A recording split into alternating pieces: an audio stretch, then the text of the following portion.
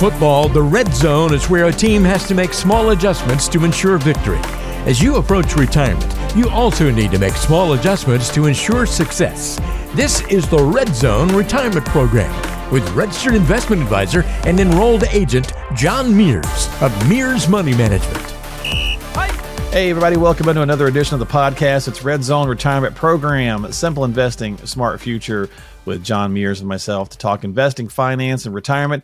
And we're going to get into some estate planning and hopefully building one with no regrets. That's the topic this week on the show. So we got some good stuff lined up for you. As always, don't forget to subscribe to us on Apple, Google, Spotify, and now YouTube, which you can check out as well. And that way you can see our smiling faces as we talk about this stuff. What's going on, buddy? How are you this week? Doing well. We're in the middle of football, trying to get these guys ready for football season. And so my voice is a little hoarse because I'm yelling at a bunch of 14 and 15-year-olds who don't listen to me. So.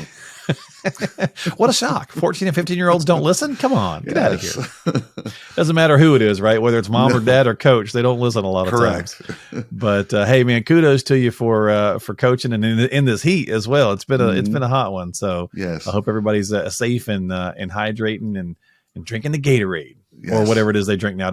Back whenever we were playing, John, when I was younger, there was water and Gatorade. That was the only two. And it was like the one flavor of Gatorade, right? Yes. It was that terrible.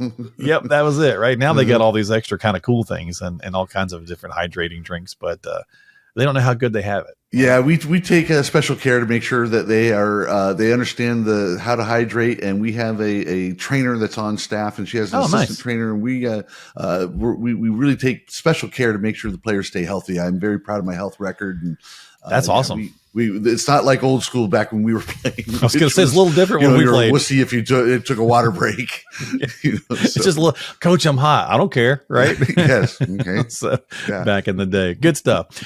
All right, well, let's get into our topic this week, John. Let's talk a little bit about estate plans and hopefully building one with zero regrets. We're going to shed some light on maybe some misconceptions about transferring real estate or explain some impacts.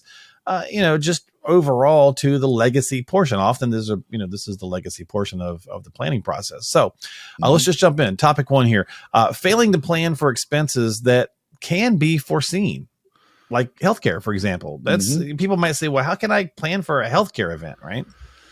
Yeah, so it's a great question here because the other expenses, new cars. A guy just called me up the other day. He's going to get a brand new truck, home repairs.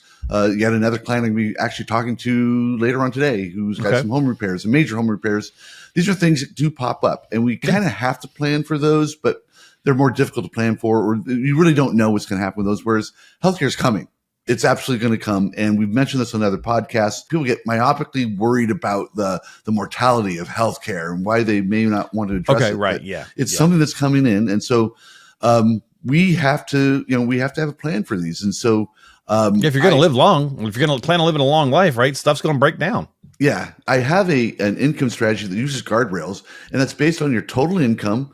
And then we actually kind of crunch some numbers and figure out what your monthly distributions can be. And I'm just making up a number here. Let's just say you had $1 million. Sure. Yeah. The number will come out to a little over $50,000. So we'll just say it's $4,500 a month. Okay. Let's say that you're going to be in distributions.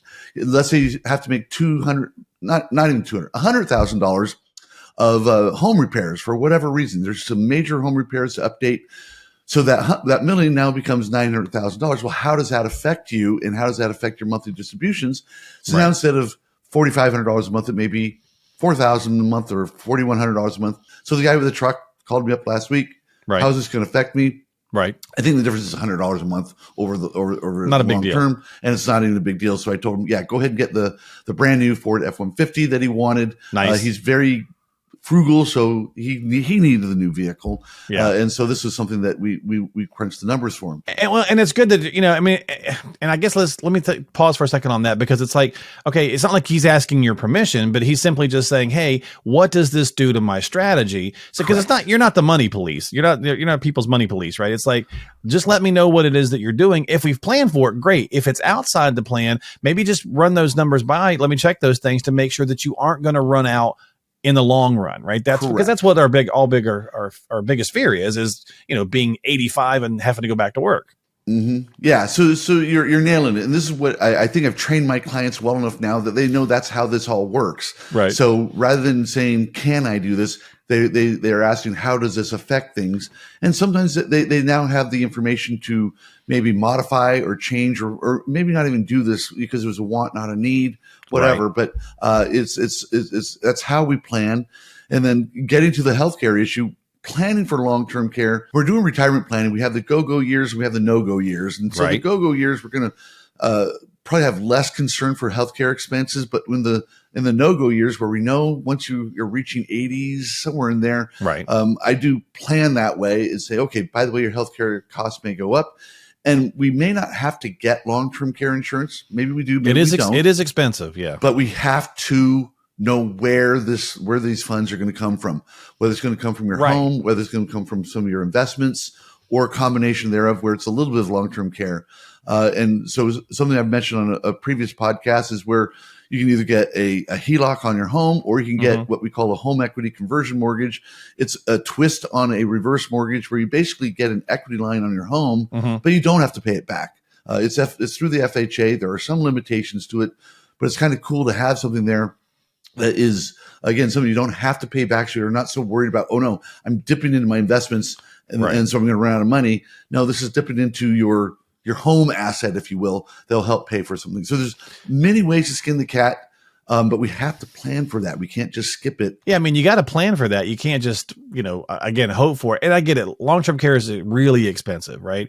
And so therefore it just scares the bejeepas out of people, and they just don't want to deal with it, right? But you've got to at least have some strategy in place of what could happen, because it's 2 out of every 3, 7 out of every 10 persons are going to experience a long-term care event. Yes. And so the odds are, John, you and I are talking, right? One of the two of us are going to get it based on that 2 out of every 3. Now, it could be a 2-year event, a 3-year event, 5-year event, whatever the case is, but we don't want it to deplete our retirement so much that our spouses are now, they're the ones truly suffering.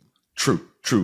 And so that's why we have to have a plan for it. And that's why the conversation has to be made, because you'd be surprised how many new people come in, new clients come in.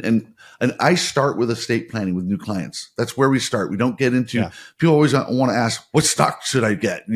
But that's usually one of the later things we have to get to, almost one of the last things we have to get to. First thing we got to do is make sure, are you going to keep what you have, what you already have? And so we do go through estate planning, number one. And people, when you ask them about how they're going to pay for long-term care, you just get a blank stare. They have no idea. And when you start challenging them, they really don't know. And so we have to kind of walk them through that. It's something we have to talk about. And that's when we talk about estate planning with no regrets. That's step number 1 is that. Gotcha. Okay. It's kind of like that blank stare, kind of like talking to those 14-year-olds when it's a hot day and they don't want to run the right option route, right? Exactly. All right. Let's go to number. Very true. Number 2, failing to update beneficiary designations. Look, if you want a simple fix, right, and have your estate plan, going off without a hitch, this is an easy, low-hanging one here, John. This is super duper easy. And I have a great story to tell about this, because this happened with me and my wife. There's a beneficiary designation issue. We were remarriage, and we were going through, she's a teacher and she has some pretty good benefits. So we're just going through them. This is a number of years ago, but we had been remarried for a few years, and we're going through things. We found out that her ex-husband was the beneficiary of her life insurance through her school district. That was a shocker to her. To me, she looked at me. I thought I had fixed all that. Well, maybe she had, or maybe she had tried to, but for whatever reason, it hadn't gone through. You always want to be checking this stuff. And I'm in the business. And we had the wrong beneficiary. And it happens, right? Exactly. Yes. Yeah. I mean, think about every advisor I know has a story like that, and it's usually an ex-spouse, right? But it could be whatever the case is. You want to make sure that you have the right people. And we've said this before, but we'll say it again, because it does not matter what you put in your will. Who is listed as the BD, the beneficiary designation, that's who's getting it. Right? Yes, that is absolutely true. And so I suggest to people that they check their beneficiaries every single year, if they can. Okay. We actually go through the full exercise once every 2 years, where we send out a document to all our clients listing all their accounts and who the beneficiaries are. And instead of percentages, we actually put dollar amounts on there. So if you have $2 million in your IRA, we want to make sure that that Smart Daughter's getting $650.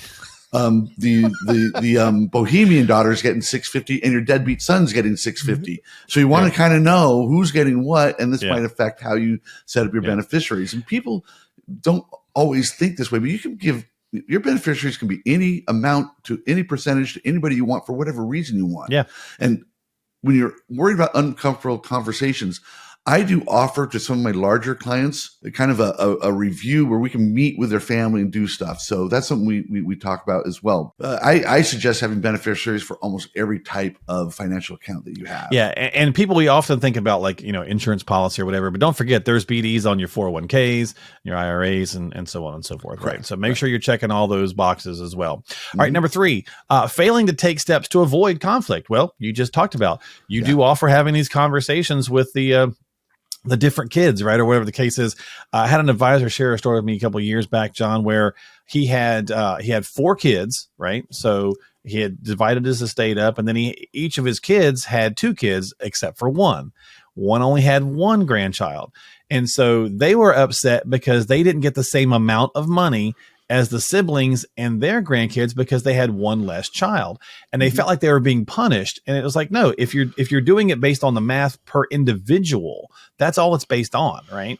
So you can do it a ton of different ways, but in order to stave off those conflicts and those fights, and I think we all kid ourselves, John, by saying, well, my children won't fight over this when I'm gone. Money does weird things to people, and unfortunately you're no longer here to see it. So the numbers bear out that they fight, right? Yeah. And we all know the old statement that money changes people. We all know that. For sure. And even people with the best of intentions, you're always also have to worry about the spouse of that person who may be kind of chirping in that person's ear that, hey, they're not treating you fairly. Part of it is we go over, again, what they, for the patriarch or matriarch, what we actually have for them right now, what we have and why we have it.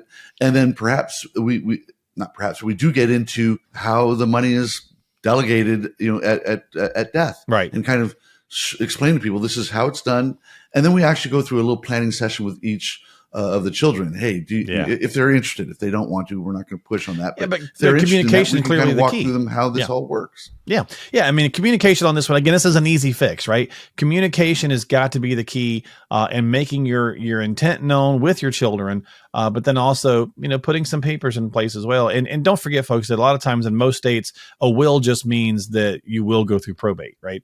It's just your kind of your wishes. If you really want to get into some specifics, it may be worth talking about a trust or, things of that nature. Yeah. Communication is so huge on this. There's an advisor I know that he tells the story of the $1 million kitchen towel, where there's a kitchen towel that the kids were all arguing over it. It got to the point where it's getting ugly over something that's silly and stupid. A kitchen towel. It was something that had been a family heirloom, had been passed down, all that kind of stuff. It had sentimental value. It did, and they were all arguing over it, and it got to the point where they were just getting mad at each other. And so letting people know ahead of time, this is what we're trying to do. And we need to figure out what we're going to do here. Even if you don't have a trust or don't want to pay for a trust, we got to get this figured out. And trusts are a funny conversation, and we'll probably wind up doing a podcast specifically around them. We may have. I don't think we did yet. But either way, because we kind of have this misnomer, and really even financial professionals, it's been a misnomer for a while, and it's been getting better over the last, number of years, that it's only for the Rockefellers, right? It's only for the uber rich or whatever to have you have a financial advisor, you must be rich, right? It's like, no, it doesn't have to be the case, right? So, and a trust can be the same thing. It doesn't mean you have to be worth $10 million to have a trust. It can be certainly a tool that could be useful. So it may be worthwhile to do that. All right. Number 4, transferring real estate while still living instead of death. This is typically not a good idea in most situations, John. No, but you see this a lot. Yeah, you or see at least this a question, right? And so I'm not an attorney, but I did stay at a Holiday Inn Express last night. And you do play one on a podcast. Yes. The classic case. This has never, thank goodness, happened to me or any of my clients, but I do know an advisor that this did happen to, where the mother had added the son. Okay. The son actually was involved in real estate. He was a realtor and been doing real estate deals. So you think these are people that should be aware of this, but the mom had added the son, and the son got sued. You know where this is going. And because the son was on title to mom's house, they were able to put a lien on mom's house and basically enforce a sale of that house and get their money. Wow. Just the classic issue is liability. So you have to be very, very, very careful when you add anybody to title of any account. Or any that's property. a great point. And it could be as simple as you add your children and then they get a divorce. Well, now that's an asset that, the divorce attorney could go after, right? And you're still living there as a senior, right? Yes. So, yes. And there's also the little thing, there's also a look, but the biggest reason, John, people look at this as an option is they think that this is going to help maybe the nursing home. The quote is the nursing home won't take it if it's in my kid's name, right? If I have to go into a long-term care event or something like that. But they do have a look back period. They look for these loopholes too. Mm-hmm. Yeah, there's a 5-year look back for Medicare, and so there's only so far you can go with this, and so I think there's other planning tools you can do, as we mentioned at the beginning here about healthcare and how to deal with that, rather than having to sign over your life just to get kind of clever and tricky with things. So yeah, for sure. And I always tell people this gets a little bit morbid here, but death is the greatest tax planning tool there is. So if you sign over your property to your child, or even if you add them, and we're getting a little bit into some muddy waters here, but if you sign over your property, their basis is your basis in the property. So if they bought the house in Santa Monica back in 1972 for $200,000 and it's worth $2 million or $3 million now, you got a huge capital gains issue where if you waited till the property passed at death, you get that step up in value. Your new basis is $2 million. You can sell it and basically pay no taxes at all. Yeah. So by leaving it to your kids after you pass, you've done them a huge tax service. You've helped them greatly. Yeah. Yes. Okay. And that's a great point. Well, actually, that works well, John, for my last piece, which is going to be tax implications, really, was the fifth point of this was. So that's one area that we, don't consider. Another might be life insurance. Obviously, that's the standard thought process. So life insurance is a great topic. Life insurance can be used prudently if you, again, with some planning on helping pass money on to your heirs. It is leverage. Life insurance is a leveraged asset. And so that's something where you could use that, but it's not for everybody. One thing I like to point out to people is the Roth conversion issues. When you are able to do Roth conversions, if your account gets to be over $1 million in your IRA or so, $1.5 million, and that is not that unusual these days. Right. If something happens to you, your children have to basically drain that account within 10 years, and your children are probably at their highest earning years when they inherit that money. I just had a client 2 years ago who had an inherited IRA from his father, and he was making $350,000, $400,000 a year. Add that onto this, and he was getting taxed up the on this IRA because his dad hadn't done any had no foresight and hadn't done any proper planning on this. So I always tell people, if you are at a point where you can do some Roth conversion strategies, we need to explore those. So it's not just asset allocation, but asset location may help you with your long-term tax planning, because you don't want to cause a burden for your children, not just because you're gone, but a tax burden. That's just adding fuel to the fire here, and that's something that we can plan for it. Yep, we can do something about it. Exactly. Well, that's the main topic this week. Here is some easy things or some things to look at when it comes to your estate planning, so that you don't wind up having it kind of messed up on you. And if you got some questions, you need some help, there's lots of things you can do. So John's actually got a couple of books. So check this out if you'd like to get a copy of one of John's books. John has a couple of free books, Diffuse and Tax-Free Retirement in California, that reveal exactly how you can experience zero taxes in retirement and overcome the IRS lien on your 401k, IRA, and 403b, which could threaten your future lifestyle. These are complimentary, so all you have to do to pick these up 100% free is just stop by rescuemyretirement.net. That's rescuemyretirement.net. Fill in the basic info and he'll ship those out to you immediately. That's rescuemyretirement.net for a copy of Diffuse and Tax-Free Retirement in California. To reach out to John if you got some questions, don't forget you can stop by bookachatwithjohn.net. That's bookachatwithjohn.net. And also you could go to that website too if you want to check out a couple of copies of those books there. All right, let's go to the 2-minute drill here, Coach.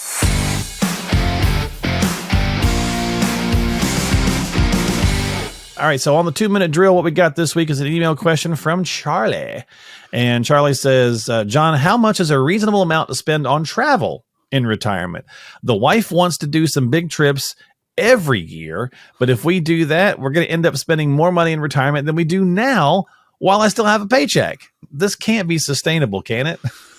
The reality of the charter, you probably are right, and Yeah. I that's where we got to be very careful when we're talking to spouses.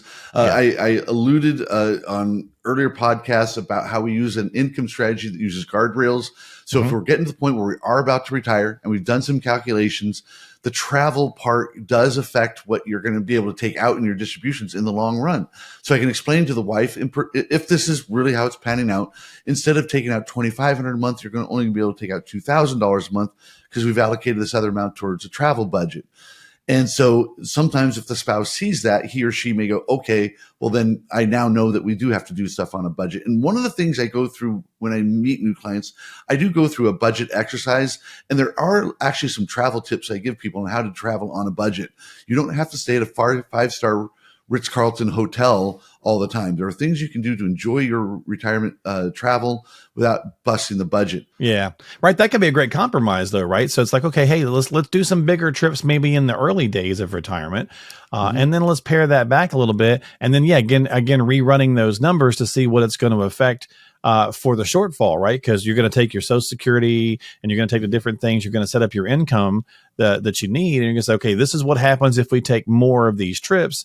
This is what it's going to do to our income needs, and so on and so forth. And that way, you can make an informed decision. And to whatever the topic is, John, for whether it's travel or anything for spouses, that's the biggest part of the battle. If both people can see it in black and white, now they can be like, all right, so now let's make a compromise here. Yeah, and that's part of where we figure out when our distributions are going to be taken, and again the needs versus wants, and how to access the money from the wants side of things. Yeah, and so that's something where early on we might actually be depleting some of your IRA or brokerage money. Whereas if you can hold off taking Social Security and that longevity risk until 70, that might counterbalance the fact that you're not going to be using that larger travel budget later on. We can actually push it forward. The numbers we have to crunch the numbers. We have to do the math. Exactly. Well, and that's why you turn to a professional. So as always, we appreciate your time here on the podcast. If you've got some questions about some of the things that we covered this week, which is around estate planning, or you've just got some questions in general, make sure you reach out to John. He is a fiduciary financial advisor at Mears Money Management. You can find him online at mearsmoney.com. That's mearsmoney.com. Don't forget to subscribe to us on Apple, Google, Spotify, and now YouTube as well. Advisory services offered through Mears Money Management, Inc., an RIA registered in the states of California and Texas. California Department of Insurance License number 0685203.